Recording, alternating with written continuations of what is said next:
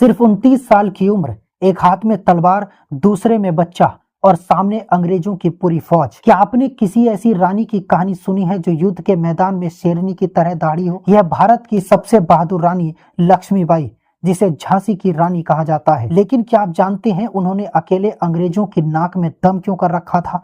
1828 में वाराणसी में जन्मी मणिकर्णिका, जिन्हें बचपन में मनु कहा जाता था, लेकिन कौन जानता था कि यह लड़की आगे चलकर झांसी की रानी कहलाएगी। बचपन से ही मणिकर्णिका को तलवार चलाना, घुड़सवारी और युद्ध कौशल में दिलचस्पी थी। यह उस समय की बात है जब लड़कियों को घर से बाहर निकलने तक नहीं दिया जाता था। मैं 14 साल की उम्र में उनकी शादी झांसी के राजा गंगाधर राव से हुई और वे बन गई झांसी की रानी। 1853 में राजा गंगाधर राव की मृत्यु हो गई। रानी ने एक बच्चे को गोद लिया, दामोदर राव, लेकिन ईस्ट इंडिया कंपनी ने झांसी पर कब्जा करने की योजना बना ली थी। डॉक्ट्रिन ऑफ लैप्स के तहत अंग्रेजों ने कह दिया कि झांसी अब हमारी होगी, लेकिन रानी लक्ष्मीबाई ने साफ शब्दों में कहा कि मैं अपनी झांसी नहीं दूंगी, और यहीं से शुरू होती है इतिहास की सबसे साहसी लड़ाई। 1857 जब देश भर में विद्रोह शुरू हुआ, रानी लक्ष्मीबाई ने भी अपने सैनिकों के साथ अंग्रेजों के खिलाफ मोर्चा खोल दिया।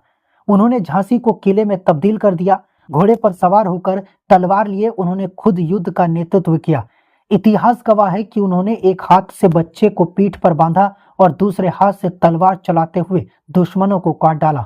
उन्होंने ग्वालियर तक अंग्रेजों को पीछे हटाया, लेकिन अंत में 18 जून 1858 को युद्ध करते हुए उन्हें वीरगति प्राप्त हुई। मगर उनके आखिरी शब्द थे, मैं मरी नहीं हूं, मेरे जैसे हजारों जन्म लेंगे इस देश के लिए। रानी लक्ष्मीबाई सिर्फ एक योद्धा नहीं थी, वे आजादी की पहली चिंगारी थी। उनकी कहानी आज भी हर लड़की को सिखाती है कि बेटियां कमजोर नहीं होती। अगर झांसी की रानी की यह बहादुरी आपको प्रेरित करती हो तो इस वीडियो को लाइक और शेयर जरूर करें, ताकि हर किसी को पता चले ये सिर्फ कहानी नहीं, हमारे खून में बहती वीरता है।